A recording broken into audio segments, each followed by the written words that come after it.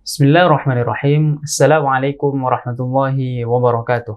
Waalaikumsalam warahmatullahi Alhamdulillah, wassalatu wassalamu ala Rasulillah wa ala alihi wa sahbihi wa man walah. Amma ba'da. Sobat-sobat Salman, dimanapun Anda berada, semoga tetap sehat selalu ya. Dan mendapatkan perlindungan dari Allah Subhanahu wa Ta'ala. Tetap semangat menjalankan aktivitas hariannya. Dan semoga puasanya diberikan kelancaran oleh Allah Subhanahu wa Ta'ala. Sobat Salman, kembali lagi kita di rubrik Tanya Ustadz. Alhamdulillah, saat ini telah hadir bersama kita narasumber kita yang akan menjawab pertanyaan-pertanyaan dari para sobat-sobat sekalian, yaitu Ustadz Zulkarnain. Mari kita sapa terlebih dahulu Ustadz Zulkarnain. Assalamualaikum Ustadz. Waalaikumsalam warahmatullahi wabarakatuh. Bagaimana kabarnya Ustadz? Alhamdulillah, Alhamdulillah. sehat. Khair. Alhamdulillah. Ya, selamat datang juga Ustadz di acara kami, yaitu rubrik Tanya Ustadz. Yang mana ini program ini diselenggarakan oleh Bidang Dakwah Masjid Salman ITB. Kesibukan apa aja Ustadz yang sudah dijalani? Alhamdulillah, ya, kita mencoba untuk mengisi setiap detik, setiap menit kehidupan kita dengan kebaikan, dengan amal soleh sebagai bentuk rasa syukur atas nikmat-nikmat yang Allah berikan. Mudah-mudahan Allah berkenan untuk menambah nikmat-nikmat yang lainnya. Amin, amin. Semoga. Apalagi di bulan Ramadan ya, kita sangat sekali dianjurkan untuk banyak melakukan kebaikan, melakukan amal soleh sekecil apapun, karena fadilahnya ataupun keutamaannya sangat luar biasa sekali, ya, berbeda dengan di bulan-bulan yang lainnya. Ini adalah kesempatan yang sangat besar, kesempatan yang sangat berharga yang mestinya ya kalau kita mengetahuinya kita akan mencoba untuk mengoptimalkan sebaik mungkin.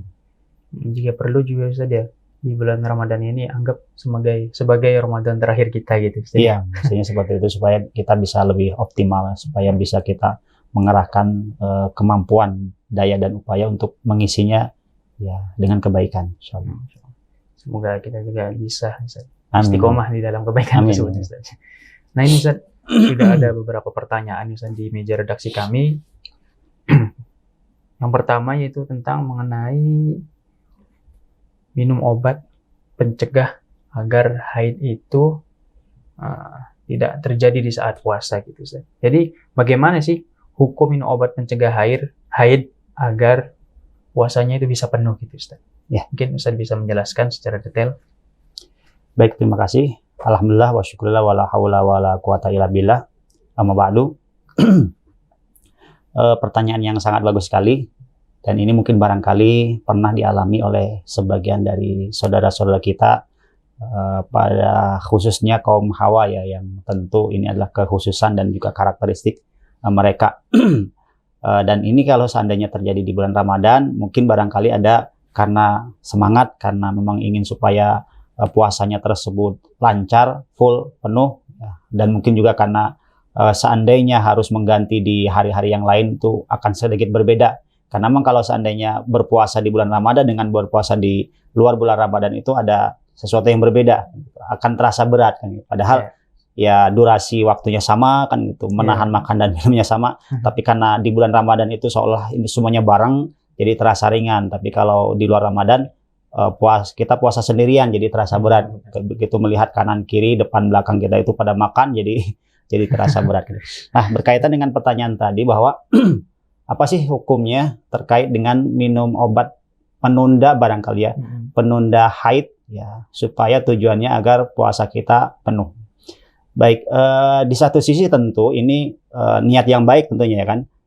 Kita apresiasi niat yang baik yang dimana supaya bisa lebih optimal, supaya lebih fokus untuk menunaikan ibadah, sehingga tidak mau terganggu ya dengan hal-hal yang lainnya kan gitu. Hanya memang pada dasarnya kan kalau kita tarik kepada fakta bahwa sesungguhnya haid itu adalah merupakan anugerah dari Allah Subhanahu wa Ta'ala, ketetapan, takdir yang Allah khususkan, yang Allah gariskan kepada kaum wanita, tidak kepada kaum pria, dan di mana datangnya haid dalam setiap bulan itu tentu ada hikmah dari Allah Subhanahu wa taala kan gitu. Mengapa harus setiap bulan? Kenapa tidak setahun sekali dan sebagainya kan gitu. Karena sesungguhnya keluarnya darah haid itu membawa dan mengeluarkan kotoran-kotoran. Jadi kalau seandainya tidak dikeluarkan maka akan mengendap kan gitu. Nah, maka sehingga dan termasuk juga tatkala menggunakan obat penunda haid ya. Mungkin barangkali haidnya bisa tertunda, tapi juga harus diingat ada efek samping dari obat tersebut. Dan itu sudah terbuktikan bagaimana tatkala seorang wanita meminum obat penunda haid, dia akan minimal mengalami mual, pusing, muntah-muntah, dan efek yang lainnya. Kalau kondisinya lemah itu barangkali lebih fatal lagi. Sehingga di sini sesungguhnya tidak perlu mungkin ya, tidak perlulah, karena sesungguhnya haid itu kan merupakan takdir dan keistimewaan dari Allah Subhanahu wa taala. Terima saja kan. Toh pada akhirnya tatkala seorang wanita ya pas kebetulan bulan Ramadan yang seharusnya dia berpuasa ya, kemudian datang haid lalu dia tidak berpuasa, apakah artinya dia tidak berpuasa itu dia tidak mendapatkan pahala? Mendapatkan pahala. Kenapa? Karena ketaatannya menjalankan perintah Allah, bahwa Allah melarang untuk wanita haid yang tidak melakukan puasa dan tidak sholat. Jadi justru tidak sholat dan tidak puasanya seseorang wanita tersebut tatkala haidnya datang, itu adalah ibadahnya sebagai ketaatannya kepada Allah Subhanahu wa taala. Ya, saya juga pernah dengar gitu katanya Ustaz, ketika seseorang wanita haid, maka dia kan ibadahnya sebelum haid itu lancar dan taat kepada Allah. Ketika haid, maka dia juga mendapatkan pahala dari yang ibadah istiqomah dia lakukannya itu Ustaz. Iya, betul. Jadi secara zahir dia tidak sholat, secara zahir dia tidak puasa, tapi pahala sholat, pahala puasa senantiasa mengalir, karena memang dia sudah terbiasa. Berbeda kalau seandainya seorang wanita yang tatkala tidak haid dia memang tidak pernah puasa, tidak pernah sholat. Begitu haid dia tidak puasa dan tidak sholat, dia tidak mendapatkan apa-apa, justru mendapatkan dosa. Ya kan gitu. Jadi memang harus dipahami betul-betul bahwasanya jangan sampai ya seolah kita tidak melakukan apa-apa sehingga tidak mendapatkan apa-apa kan gitu. Nah, ini perlu diluruskan ya. Tatkala itu dilakukan dengan ketaatan, kita meninggalkan sesuatu, tidak sholat, tidak puasa, tidak ibadah kan gitu. Tapi karena ketaatan terhadap larangan dari Allah Subhanahu wa taala, maka insya Allah itu akan menjadi sebuah pahala kan gitu. Jadi seolah-olah tidak kerja tapi gajian. Kan enakan gitu. Itulah keistimewaannya, hikmah dari Allah Subhanahu wa taala. Ya. Berarti tetapi boleh-boleh saja memakai obat mencegah gitu. Justru itu jangan dilakukan karena itu mudorotnya, lebih memudorotkan. Ya sudah saja kalau pas waktu datang haid sampai selesai haid jangan puasa. Nanti qada ataupun diganti di hari yang lain. Karena nanti efek samping kesehatannya, bahkan itu bisa jadi seolah nanti masuk atau terbawa kepada kategori dia melawan kodrat. Ya, itu kan kodrat ketentuan dari Allah bahwa seorang wanita itu rutinnya normalnya haid. Bagaimana kalau seandainya nanti ya Allah takdirkan dia haidnya itu tidak teratur 2 bulan atau 3 bulan baru haid, justru itu akan membahayakan. Sudah saja normal saja. Normal, begitu datang haid pas waktu sekalipun kita sedang berpuasa bulan Ramadan sudah batalkan, kemudian kita tidak berpuasa sampai nanti selesai haidnya. Nah, untuk para teman-teman akhwat, ya, kaum hawa, bahwa memang haid itu kan sudah takdir dari Allah Subhanahu wa taala ya. Sudah kita jalankan. Ya para akhwat jalankan saja gitu. Memang sudah fitrah dan takdir dari Allah Subhanahu wa taala. Terima saja gitu. Insyaallah itu akan banyak sekali hikmah, ada banyak sekali manfaat yang akan dirasakan gitu. Nah, ini Ustaz. Untuk pertanyaan selanjutnya nih Ustaz. Setelah saya pernah baca-baca, ternyata suntik insulin itu untuk orang diabetes. Nah, ketika orang diabetes itu kan Ustaz, dia mungkin harus suntik insulin itu ada waktunya dan waktunya itu memang harus tepat gitu Ustaz. Yeah. Jadi mereka bertanya mungkin, bolehkah suntik insulin untuk pengobatan saat sedang berpuasa gitu Ustaz? Karena kan puasa mungkin ada sesuatu barang yang masuk tubuh itu kan harus kita hukumi apa gitu Ustaz. Jadi bolehkah gitu Ustaz suntik insulin untuk pengobatan saat sedang berpuasa? Baik, terima kasih. Ini termasuk pertanyaan yang sangat bagus sekali. Ya, yang barangkali ada saudara-saudara kita yang sedang menderita penyakit diabetes ya, dan harus rutin pengobatan, salah satunya dengan melakukan suntik insulin ya. Nah, tinggal bagaimana sesungguhnya ini tinjauan fikih tatkala itu dilakukan di bulan Ramadan, ya, di saat berpuasa. Tentu berbeda kalau seandainya itu di malam hari ya. Benar. Ya, bagaimana kalau di siang hari tatkala kita berpuasa, apakah itu termasuk membatalkan puasa atau tidak? Mungkin perlu dirinci terlebih dahulu dan dibagi dua bahwa jenis suntikan ya, yang masuk itu terbagi menjadi dua. Kan gitu. Yang pertama adalah suntikan nutrisi, ya, yang disebut dengan infus. Infus. Itu mau kadang digunakan di lengan, kadang di apa ya, bahkan kadang pergelangan tangan atau bahkan mungkin sebagian ada kalau di hidung mungkin apa ya untuk pernapasan ya, biasanya di lengan kan gitu. Nah, kalau untuk suntikan berupa nutrisi infus itu batal puasanya. Kenapa? Karena itu menggantikan makan dan minum. Ya, jadi seolah sama dengan makan dan minum, hanya bukan melalui mulut. Ya, karena orang yang diinfus itu dia tidak makan dan minum melalui mulut, tapi nutrisinya terpenuhi. Ya, jadi masuk makanan tersebut dalam bentuk cairan. Jadi kalau seandainya suntikannya berupa suntikan nutrisi ataupun infus, itu membatalkan puasa karena sama dengan makan dan minum walaupun tidak melalui jalur biasa mulut ya. Nah, yang kedua suntikan berupa selain nutrisi, obat kayak gitu. Termasuk insulin kan obat ya. Atau mungkin yang kemarin COVID ya, apa namanya itu? Vaksin. Nah itu dibolehkan ya karena itu bukan makan dan minum, tapi itu obat kan gitu. Mau itu di pergelangan tangan, mau itu di paha atau di bagian tubuh yang lainnya, selama itu bukan nutrisi ya itu dibolehkan ya. Memang kalau kita rujuk kepada keterangan-keterangan hadis itu kita dapati secara eksplisit ya, karena ini kan masalah kontemporer ya. Tapi kita bisa menganalogikan ya sesuatu yang membatalkan diantaranya kan makan dan minum kan gitu. Nah, suntikan kalau itu adalah menggantikan makan dan minum berarti itu sama batal kan gitu. Tapi kalau itu bukan makan dan minum hanya selain obat ya, dia tidak akan menambah kuat ya. Dia tidak akan menambah segar tapi menahan laju virus, mencegah datangnya penyakit dan sebagainya kan gitu. Nah, itu sesuatu yang dibolehkan. Hanya memang dalam hal ini kalau pengen hati-hati sebenarnya lebih baik itu dilakukan di malam hari kan gitu. Kalau pengen hati-hati. Tapi kalau harus di siang hari itu tidak jadi masalah ya. Karena itu kan sama seperti kita mengobati luka ya, luka luar dengan cairan seperti betadin gitu. Itu kan ada sebagian yang meresap kan gitu, walaupun nggak semuanya langsung mengering, ada yang meresap kan gitu. Nah, itu dibolehkan kan? Ya, sama dengan suntikan berupa obat kan gitu. Ya, masuk ke mulut, tapi itu bukan untuk aktivitas ataupun untuk menggantikan makan dan minum.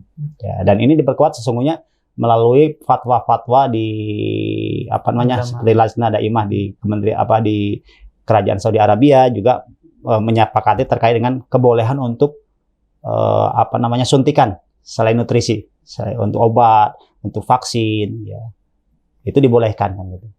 Ya, apalagi itu sesuatu yang darurat.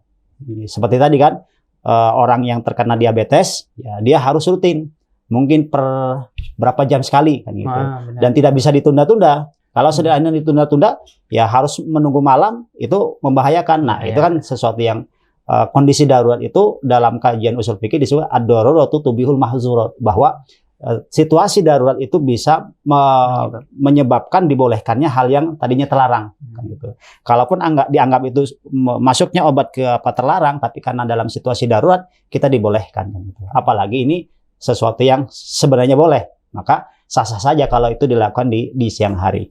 Ya, kalaupun nanti boleh dia bisa menangguhkan sampai di malam hari lebih bagus kan gitu. Tapi kan tidak semuanya bisa seperti itu. Harus rutin per berapa jam sekali. Pas kebetulan pagi hari atau siang hari atau sore hari harus segera kan gitu. Kalau tidak ini bisa berakibat berbahaya, berakibat fatal. Itu ya sudah dilakukan saja, tidak jadi masalah. Berarti sahabat-sahabat semuanya memang suntikan itu ada dua macam gitu sedih. Iya, betul. Untuk nutrisi dan juga untuk obat. Nah, jika sedang berpuasa, maka ketika kita itu disuntik nutrisi itu menjadi batal ya Ustaz ya. Betul. Ya, kalau itu kan mengganti makanan dan minum. Dan untuk yang obat ini dibolehkan ya Ustaz. Dibolehkan saja gitu. Ya. Karena memang biar ketahanan tubuh daripada virus mungkin ya Ustaz. Betul. Apalagi kan kita berobat itu diperintahkan oleh Allah dan Rasulnya kan gitu untuk mencegah penyakit. Ini Ustaz, kita ke pertanyaan selanjutnya nih Ustaz. Baik. Di sini sudah tertera bahwasanya bolehkah berniat puasa sekaligus diet. Nah ini Ustaz, saya membaca ini tadi juga sambil berpikir bahwasanya ada mungkin teman-teman yang punya pikiran, saya mau puasa tapi sambil diet gitu Ustaz. Iya. Jadi satu aktivitas dua niat mungkin ya. Dua Benar gitu, tujuan. Ustaz. Jadi gimana nih Ustaz? Kan ada misal dari teman-teman dia puasa tapi niat buat diet juga gitu. Iya. Jadi gimana Ustaz? Baik, terima kasih atas pertanyaannya. Ini cukup menarik. Mungkin barangkali ya untuk apa ya? Untuk kaum laki-laki mungkin tidak terjadi seperti ini ya. Tapi barangkali ada sebagian dari kaum wanita yang memang ingin menjaga tubuhnya tetap ideal kan gitu. Nah, ini bagaimana sesungguhnya berpuasa, ya niat puasa, ya tentu niat puasa tersebut harus kepada Allah ya, tapi sekaligus diiringi dengan supaya bisa diet kan gitu. Nah, kita bisa merujuk walaupun sekali lagi ini tentu bukan ya kita tidak temukan dalam hadis ya. Di zaman sahabat ada seorang sahabat wanita yang punya keinginan seperti itu kan. Kontemporer juga ini, kontemporer. Ini termasuk kontemporer dalam artian masalah-masalah yang datang kemudian. Imam Suyuti dalam kitabnya Al-Asbah wan Nazair ya menerangkan tentang bagaimana pendapat ulama terkait dengan menggabungkan dua niat dalam satu ibadah. Ya, ibadah puasa, tapi niatnya dua. Satu untuk mendapatkan pahala, ya kan man shoma ramadhana imanan wa ihtisaban, ya kan. Ihtisab itu artinya mengharapkan pahala. Tapi di sisi lain juga punya niat, punya keinginan dari puasanya tersebut dia bisa menjaga keseimbangan tubuhnya. Dia bisa menjaga supaya tetap langsing ataupun ya tadi diet kan gitu. Nah, yang pertama ada yang menyebutkan tindakan tersebut membatalkan puasa. Ya. Dalam artian tidak boleh ada dua niat dalam satu ibadah. Ya, satu ibadah sudah satu niat saja. Kayak gitu. Kalau ada dua niat berarti seolah-olah rancu. Ini kepada siapa sih sesungguhnya ditujukan ibadah tersebut? Nah, itu yang pertama. Kemudian yang kedua mengatakan hal tersebut tidak membatalkan puasa.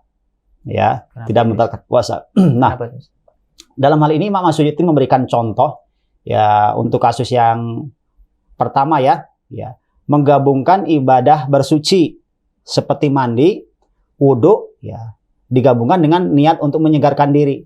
Ya, kita mandi wajib contohnya kan. Kemudian ya juga ada diselingi di sana niat untuk mandi biar segar. Kan gitu. Yes. Nah, itu dibolehkan kan gitu. Toh pada intinya kan dia mandi kan, benar. Mandi wajib kan gitu. Kemudian dan mendapatkan keuntungan ataupun manfaat dari mandi tersebut yaitu badannya menjadi segar. Itu untuk contoh yang pertama ya, menggabungkan dua niat dalam satu aktivitas, satu ibadah. Kemudian sehingga dalam hal ini dibolehkan, diperbolehkan menggabungkan niat menyegarkan diri dengan mandi atau wudhu ya. Kenapa? Karena rasa segar adalah hasil alami ya dari dua ibadah tersebut. Ya, secara otomatis kalau kita mandi, kalau kita wudhu gitu. Ya tanpa diniatkan sesungguhnya juga sudah segar kan gitu. Itu otomatis itu hasil yang alami. Nah, kemudian Imam Al-Ghazali ya terkait dengan hal ini punya pendapat juga ya. Beliau mengatakan ya, bila tujuan duniawi lebih dominan, diet kan tujuan duniawi ya kan gitu, lebih dominan maka tidak ada pahala. Dia puasa tapi yang dominan anggaplah 75% dia ingin diet kan gitu, maka tidak ada pahala. Berarti puasanya sia-sia. Puasanya hanya 25%. Oh, 25%. Ya, tujuan dietnya itu 17%. Jadi dia motivasinya hanya untuk diet. Puasa mah itu ya karena mungkin mengikuti orang-orang kan gitu. Artinya ya, tujuan duniawinya lebih dominan. Ya. Dia tidak apa-apa. Tapi bila tujuan agamanya lebih dominan, ya, dia betul-betul ya karena datang bulan Ramadan, kemudian dia senang ya, dia puasa. Tapi dia menyelipkan sedikit saja, mudah-mudahan nanti bisa diet kan gitu ya, karena kan diatur ya makan kan gitu, diatur makan, diatur minum sehingga diet bisa lebih tercapai. Berbeda kalau tidak dengan puasa, godaannya lebih besar kan gitu. Lihat makanan enak jadi pingin kan. Tapi kalau begitu puasa, makanan enak sekalipun kan sedang puasa, ingat kan gitu. Jadi dietnya lebih terprogram, lebih lebih tertata kan gitu. Ya, jadi tapi dia dominan agamanya, dominan dalam pengertian tujuan akhiratnya, tujuan puasa itu sendiri. Ingin melaksanakan perintah Allah di bulan Ramadan puasa. Tapi dia pingin juga di sana ada aspek manfaat dari puasa tersebut yang tanya dia. Karena memang salah satu ada motivasi, walaupun ini bukan kategori hadis sahih ya, tapi ada sebagian orang mengatakan ini hadis dhaif. Sumu tasihu, ya. Saumlah kalian pasti kalian sehat. Jadi sehat dengan saum itu sesungguhnya efek dan manfaat ya, bukan tujuan. Tujuan tetap harus diutamakan, ya diluruskan niat itu, ya tadi man shoma ramadhana imanan, harus diniatkan iman kepada Allah, wahtisaban dan mencari ihtisab, mencari pahala di sisi Allah, kesananya ghufira lahu ma taqaddama min dzanbi, akan diampuni dosa-dosanya yang telah lalu. Jadi kalaupun puasa kemudian menyebabkan sehat, itu lebih kepada efeknya, manfaatnya. Maka insya Allah ya apapun ibadah yang dikerjakan itu pasti ada efek ya yang langsung dirasakan. Kalau pahala jelas ya di akhirat, tapi efek efek insannya ya. Kalau puasa mungkin dari puasa itu sehat ya. Kalau wanita mungkin bisa menjaga dietnya ya, itu insya Allah itu bisa dicapai tanpa harus meniatkan kan gitu. Kalau saya lebih cenderung seperti itu. Sudah saya nggak perlu niat insya Allah ya, insya Allah sehat, insya Allah bisa menjaga keseimbangan tubuhnya kan gitu. Toh puasa sendiri itu kan ya memang sudah biar kita sehat gitu, sudah diatur oleh Allah juga. Iya betul, karena makanya ritme kan kadang-kadang kita bisa bayangkan selama 12 bulan kan 365 hari tidak pernah berhenti ini lambung kan gitu. Maka ada saatnya, sama seperti kan mesin itu kan, mesin mobil ataupun mesin kendaraan terus saja dipacu terus digunakan. Ada saatnya nanti dia akan mengalami kerusakan. Maka ada momen, ada saat dia harus diistirahatkan. Sama dengan lambung. Di servis ya. Nah, ini bagian cara Allah Subhanahu wa taala. Makanya kita imani bahwa tatkala Allah memberikan syariat puasa salah satunya yang mungkin barangkali kalau ditinjau dari segi aspek hawa nafsu kita, apa sih manfaat dari puasa, menahan apalagi ditambah dengan mungkin dari selentingan ataupun komentar-komentar orang lain ya, dari agama-agama lain ya, tentang bagaimana mendiskreditkan puasa kan gitu. Seolah puasa itu apa sih keuntungannya gitu. Tapi kita yakin bahwasanya ya itu luar biasa ya. Latihan keimanan, latihan kedisiplinan, bagaimana kita bisa menjaga makan dan sebagainya, itu sangat luar biasa. Jadi ulama sendiri mengupas ya manfaat ataupun pendidikan, aspek pendidikan dalam ibadah puasa. Itu aspek pendidikan adabnya, pendidikan kedisiplinan ya, dan seterusnya. Luar biasa banyak sekali. Luar biasa banyak sekali. Jadi menggabungkan dua niat, yaitu tadi Ustaz ya, tidak boleh Ustaz. Apalagi yang wajib gitu ya Ustaz ya. Iya. Seperti puasa wajib, tapi menggabungkan niat dengan diet itu tidak boleh gitu. Iya, tidak boleh. Maka ketika punya niat untuk puasa, ya puasa Ramadan kan puasa wajib nih, ya udah niatkan itu aja. Toh insya Allah nanti dapat manfaatnya tersendiri gitu. Ya, kita yakin saja bahwasanya syariat itu tidak akan pernah menzolimi kita kan gitu. Kalaupun nanti ada efek samping dari, makanya kan tatkala kita tidak mampu seperti sakit, itu ada rukso kan gitu. Ya, jadi syariat itu mudah. Inna dina yusrun, sesungguhnya agama itu mudah. Gitu. Sehingga ada azimah, disebutnya azimah itu kemestian yang seharusnya dikerjakan, ada juga rukso, ya, keringanan-keringanan. Jadi agama itu melihat bagaimana kondisi setiap orang itu berbeda-beda kan gitu.